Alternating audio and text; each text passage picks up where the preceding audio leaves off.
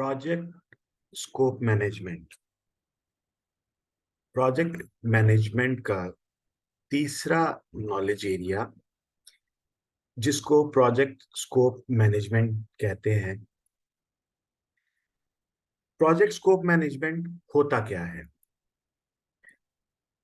Scope किसी भी project को करने के लिए जिस भी तरह के काम किए जाते हैं कि उस प्रोजेक्ट का जो भी एक्सपेक्टेशन है क्लाइंट की तरफ से, उसमें जो कुछ भी इन्वॉल्व होता है उसको उस प्रोजेक्ट का स्कोप कहते हैं, जिसमें बहुत से प्रोसेसेस यूज होते हैं। और इसके अलावा उस प्रोजेक्ट में आपको चाहिए क्या होता है, इस बेसिक रिक्वायरमेंट को स्कोप ऑफ एनी प्रोजेक्ट कहा जा सकता है। Product scope. अब यहां पर हमारे पास दो किस्म की डायमेंशंस हैं। एक को हम प्रोडक्ट कहेंगे और एक को प्रोजेक्ट कहेंगे। प्रोडक्ट में, प्रोडक्ट स्कोप में ये डिस्क्राइब होता है कि कस्टमर को डिलीवर क्या करना है। फॉर एग्जाम्पल, कि ये किस तरह का दिखाई दे, ये किस तरह से परफॉर्म करे, और इस प्रोडक्ट के फीचर्स क्या होंगे। फॉर एग्जाम्पल, अगर प्रोडक्ट एक ब्रिज है तो इसका स्कोप होगा कि इसकी लेंथ कितनी है, इसकी विड्थ कितनी है, और इस पर कितना लोड जो है वो डाला जा सकता है। अब हम प्रोजेक्ट के स्कोप के बारे में बात कर लेते हैं कि project is the work perform to deliver a product, services और रिजल्ट। ये इस तरह से प्रोडक्ट की रिक्वायरमेंट डिफाइन करता है कि कितना काम करना पड़ेगा इस पर्टिकुलर प्रोडक्ट को क्रिएट करने के लिए। और बहुत ही इंपॉर्टेंट बात प्रोजेक्ट स्कोप के हवाले से कि इस प्रोडक्ट का स्कोप क्या है और इस प्रोडक्ट में क्या नहीं है। ये बहुत ही इंपॉर्टेंट पॉइंट है। प्रोडक्ट स्कोप से अगर हम डिफ्रेंशिएट करें प्रोजेक्ट स्कोप को, तो यहां पर एक बहुत ही की पॉइंट है कि हमने इसमें क्या करना है और क्या नहीं करना, ये भी डिफाइन किया जाता है। फॉर एग्जाम्पल, अगेन, अगर एक प्रोजेक्ट ब्रिज है तो प्रोजेक्ट का स्कोप होगा कि what exactly we need to do to build the project। कि सिर्फ और सिर्फ इसमें आप ये डिफाइन करते हैं कि हमें एक ब्रिज बनाना है और ब्रिज बनाने के लिए हमें क्या क्या काम करना पड़ेगा। अब हम देख लेते हैं कि product versus project scope. Project scope is more work oriented. Product scope is more oriented towards functional requirements. Project में हमने सिर्फ और सिर्फ काम लिखा कि हमने ये काम करना है और हमारा ये प्रोजेक्ट हो जाएगा, और प्रोडक्ट में हमें उसकी फंक्शनल रिक्वायरमेंट, जैसे हमने पहले डिफाइन किया कि इसकी लेंथ इतनी होगी, इसकी विड्थ इतनी होगी और इस पे इतना लोड डाला जा सकता है। ये बेसिकली प्रोडक्ट स्कोप होगा। Collect requirement, project scope management का ये बहुत ही इंपॉर्टेंट पॉइंट है कि जिस प्रैक्टिसेस को, जिस प्रोसेस को हम यूज करते हैं कि रिक्वायरमेंट्स को हमने कलेक्ट करना है, जो जो कि एक्सपेक्टेशन है क्लाइंट की, तो हम वो किस तरह से करते हैं। Like collect requirement is the process of determining documentation and managing stakeholders need to requirements to meet the project objective. Like इसमें बहुत ही important है कि आपके जो project के स्टेक होल्डर्स हैं, वो उनको उनकी रिक्वायरमेंट्स क्या है, जिसके बाद, जिसको अचीव करने के बाद उनको इस पर्टिकुलर प्रोजेक्ट के ऑब्जेक्टिव्स जो हैं वो रिसीव हो जाएंगे। The key benefit is to provide the basis for defining and managing project scope. इसमें जो आपको जो बेनिफिट, जो फवायद हासिल होते हैं, वो यही रिक्वायरमेंट कलेक्शन के दौरान आपको पता चल जाता है कि बेसिकली आपके कस्टमर की एक्सपेक्टेशंस क्या हैं इस पर्टिकुलर प्रोजेक्ट से।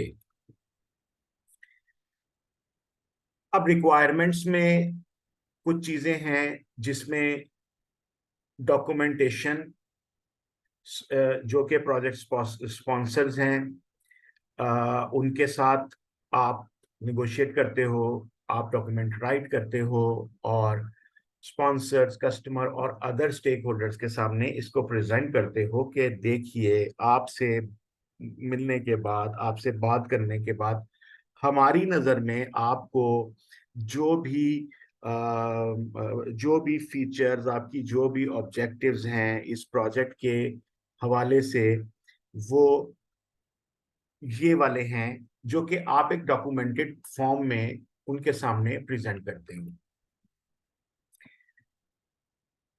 ये तमाम रिक्वायरमेंट्स ये तमाम रिक्वायरमेंट्स एक बहुत ही क्लोजली मॉनिटर करने के बाद, उनके साथ सीरीज ऑफ मीटिंग करने के बाद एक डॉक्यूमेंट शेप में रिकॉर्ड किए जाते हैं और साथ इसका एनालिसिस भी कि हाउ, ये किस तरह से जो है, ये जो आपकी एक्सपेक्टेशन है ये मीट करेंगी। तो क्या हुआ कि पहले आपने उनसे रिक्वायरमेंट ली और रिक्वायरमेंट लेने के बाद उन रिक्वायरमेंट्स के साथ आपने अपने डॉक्यूमेंट्स के अंदर ये वाली चीज भी मेंशन की कि आपकी एक्सपेक्टेड जो इस पर्टिकुलर प्रोजेक्ट से आपके ऑब्जेक्टिव्स हैं वो अचीव हम किस तरह से करेंगे, ये तरीका होगा। अब रिक्वायरमेंट्स कलेक्ट करने के अंदर कुछ इनपुट्स हैं और कुछ आउटपुट्स हैं, और आपने इस टेबल के मिडल में देखा कि कौन से टूल्स एंड टेक्निक्स यूज किए जाते हैं। अब यहाँ पे इनपुट्स है scope management plan, stakeholder management plan and stakeholder register, जिसकी बिना पर आप इंटरव्यूज करते हो कस्टमर्स के साथ, फोकस ग्रुप्स मीटिंग्स करते हो, फैसिलिटेट वर्कशॉप्स करते हो, creativity techniques, group decision making techniques, questionnaire and survey, observation and prototypes.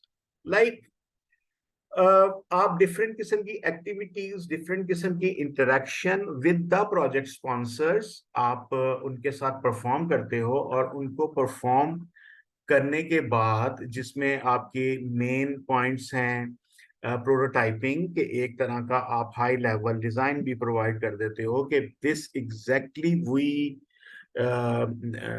we receive after having a set of activities which is in tools and techniques column, और इसका output के तौर पर आपका रिक्वायरमेंट डॉक्यूमेंटेशन और requirement traceability matrix.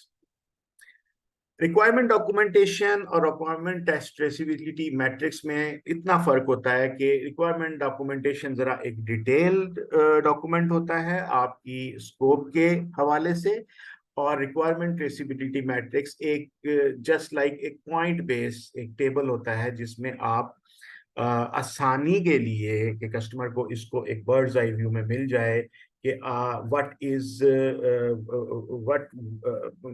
is need to be done and what are the don'ts of that particular project.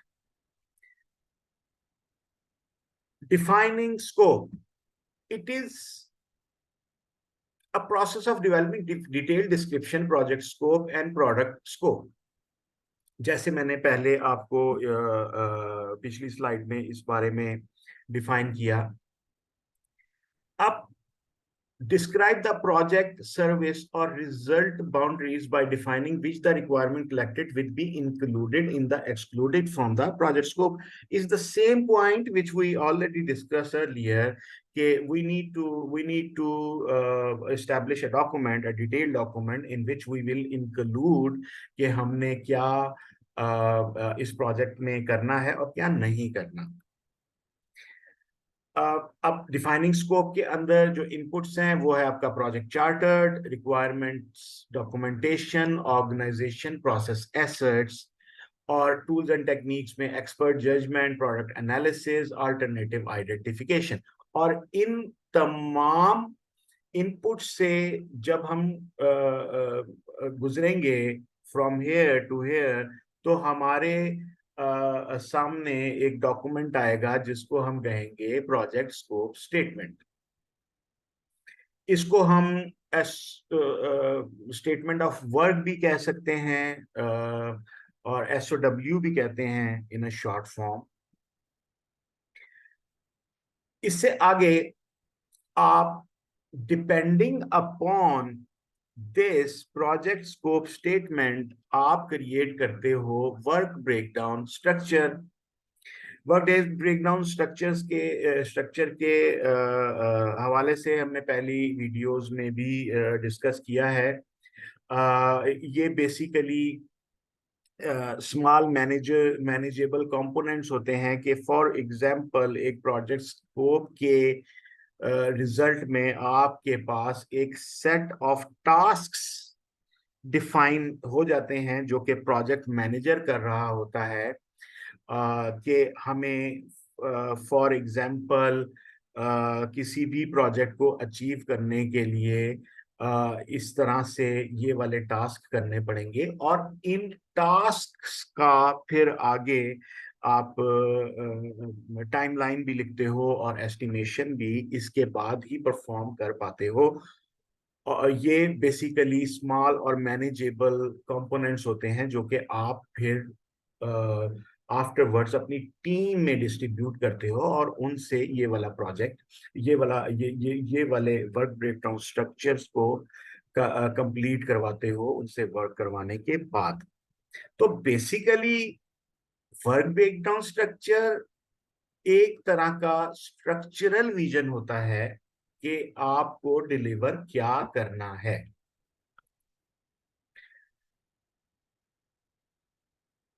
इस particular process में input जो हैं वो अगेन जो हम पहले कर चुके हैं कि scope management plan, project scope statement और रिक्वायरमेंट्स डॉक्यूमेंट, इसको डिकम्पोजिशन करने के बाद आपके पास वर्क ब्रेकडाउन स्ट्रक्चर WBS जो कि हम पिछली स्लाइड में डिस्कस कर चुके हैं, WBS डिक्शनरी और स्कोप बेसलाइन, लाइक हमें किस किस पॉइंट पर इस प्रोजेक्ट को इस प्रोजेक्ट के स्कोप को अपने प्रोजेक्ट स्पॉन्सर्स या आप कह लें कि तमाम स्टेक होल्डर्स के सामने डिफाइन करना पड़ता है, और ये काम आप at the time of creating work breakdown structure ही कर लेते हो। एक अच्छा प्रोजेक्ट मैनेजर ये वर्क ब्रेकडाउन स्ट्रक्चर के साथ ही ये स्कोप बेसलाइन डिफाइन कर लेता है कि इस पॉइंट पर हम इसको जो है इस प्रोजेक्ट को हम देखेंगे, हम एनालाइज करेंगे कि क्या प्रोजेक्ट लेट तो नहीं है, और क्या प्रोजेक्ट उसी ही स्कोप के ऊपर बेस कर रहा है जिसको हमने पहले से एग्री किया हुआ है स्टेक होल्डर्स के साथ, और हम ऑन टाइम हैं, और हमारी क्वालिटी भी और हमारी कॉस्ट भी, हर चीज मैनेजेबल है। Control scope, this is very important point कि इस पर्टिकुलर प्रोसेस में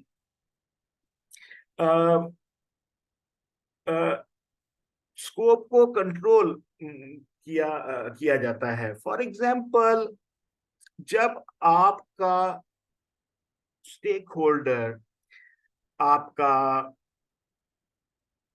प्रोजेक्ट स्पॉन्सर जब भी किसी प्रोजेक्ट को आपको अवार्ड करता है, तो उसके उसके स्कोप को वो ड्यूरिंग द कोर्स, काम के दौरान बदल देता है।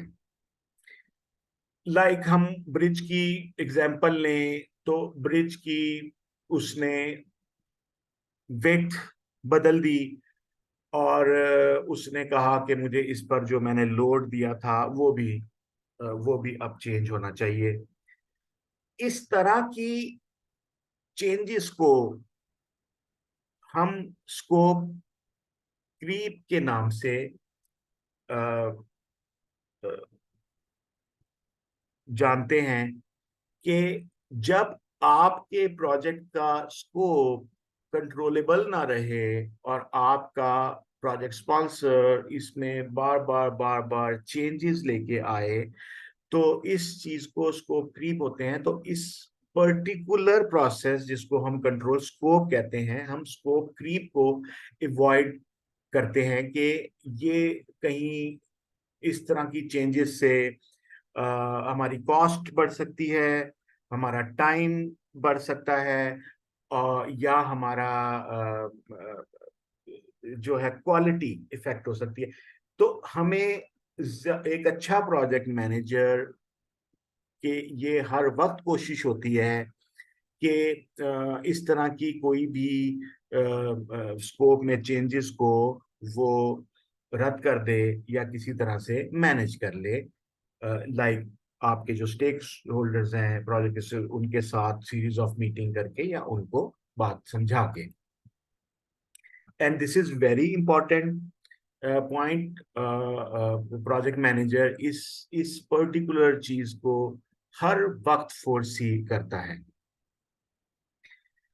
अब एक और प्रॉब्लम है कि इसका ये मतलब हरगिज नहीं है कि स्कोप में चेंज ना आए, और स्कोप में तो चेंज आएगा।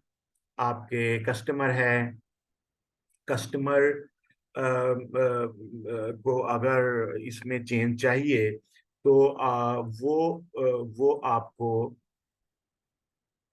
किसी ना किसी तरह से मैनेज करनी पड़ती है।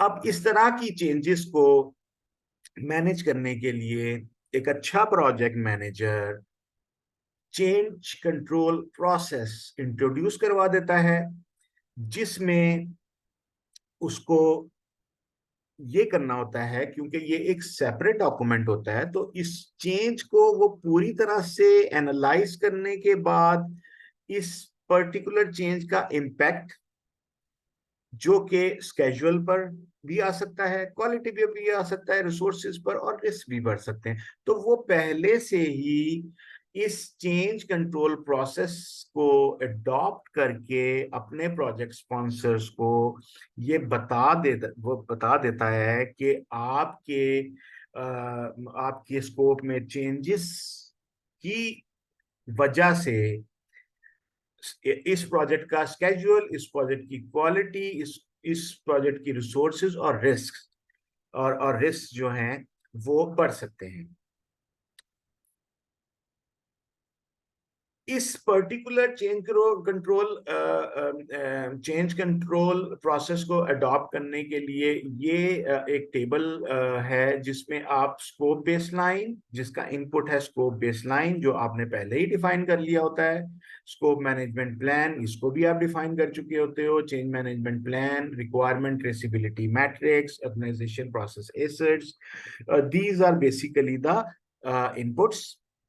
और इसकी टेक्निक्स और टूल्स हैं वेरिएंस एनालिसिस के, कितना कितना बड़ा चेंज है और इस चेंज से कहाँ कहाँ पर इम्पैक्ट आ सकता है। Either it could be a schedule impact, it could be a risk, और it could be a quality. और इस